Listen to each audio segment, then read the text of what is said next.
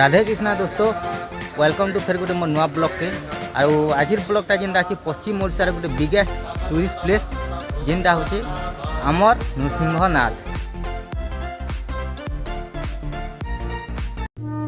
नृसिंहनाथ पहुँचला पर गोटे महाभारत छाती थोड़ा दृश्य देखबार के मिलसी। गोटे छोट छुआ के 7टा वीर योद्धा चक्रव्यूह फसेक हत्या कर देथिसन। आउ से होचन अभिमन्यु जे कि सुभद्रा आउ अर्जुन का एकमात्र पुत्र। आउ से मार गर्भरे रहीकि से चक्रव्यूह शिक्षा नहीं जेन समय ताकर माँ सुभद्रा चक्रव्यूह जो शिखुसन अर्जुन से समय से शुई पड़तीसन। तो चक्रव्यूह पशवाटा खाली से शुनी पार्थिसन और चक्रव्यूह बाहरवाटा से जानी नहीं पार्थन।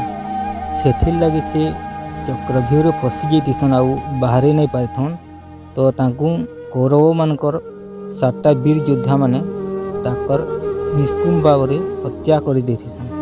सही कथा जेते बेले अर्जुन पास के पहुँची से जगह अर्जुन गोटे प्रतिज्ञा नेसन कि जब तक मुई संध्या बार आगु जयद्रथर वध नहीं करें तो मुई निजे अग्नि रे जलिए बोल प्रतिज्ञा करसन। आउ से जगह भगवान श्रीकृष्ण तापर एंट्री मारसन ताकर माया रचासन। और से माया जाल रे जयद्रथ फसी जासी और भगवान श्रीकृष्ण किसी टाइम लगी सूर्य के ढांकी रखी थीसन। तापर किसी टाइम गला पर जो जयद्रथ बाहरी माया जाल रे फसी जाती तो से समय भगवान श्रीकृष्ण ताकर सुदर्शन चक्र के हटे देतीसन और फिर सखाल पे जीतीसी। तापर अर्जुन ताकर धनुष उठे करी तीर मारिथीसन और से जगह जयद्रथर वध करतीसन और निजर पुअर बदलाटा पूरा करतीसन।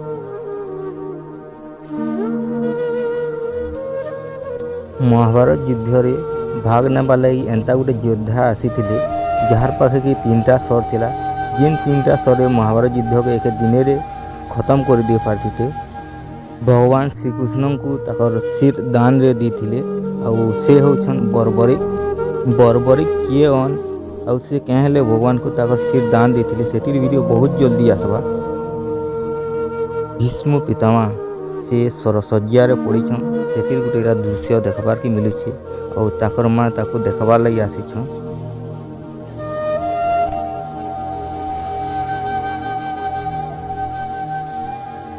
टिके आगे आसला पर हमके वीर बजरंग बली हनुमान कर गोटे बहुत बड़ मूर्ति देखबार के मिलसी। नृसिंहनाथ आसुन जानमा प्रभु नृसिंहनाथ गुप्त रहस्य। ओडिशा राज्यर बरगढ़ जिला पाइकमाल अंतर्गत गंधमार्दन पर्वत निकट में प्रभु नृसिंहनाथंकर भव्य मंदिर अवस्थित। पाटनागढ़ राजा बैजल सिंह देवंक द्वारा यही भव्य मंदिर 1313 मसीह निर्मित करा जायथिला। मंदिर उच्चता 45 फुट थिबा बेले मंदिर टी 2 भाग रे विभक्त करा जायछि। गोटे भाग रे प्रभु नृसिंहनाथ पूजा पाउथिबा बेले अन्य पटरे जगमोहन पूजा पाउछंती।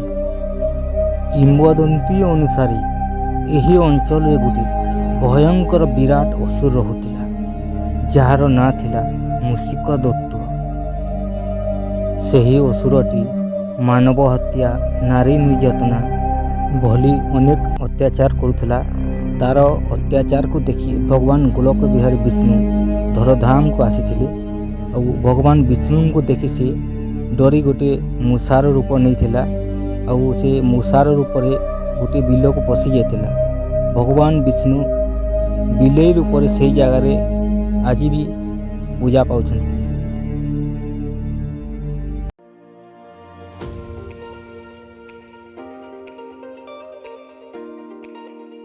भगवान श्रीकृष्ण गोटे लीला देखबार के मिलूचे।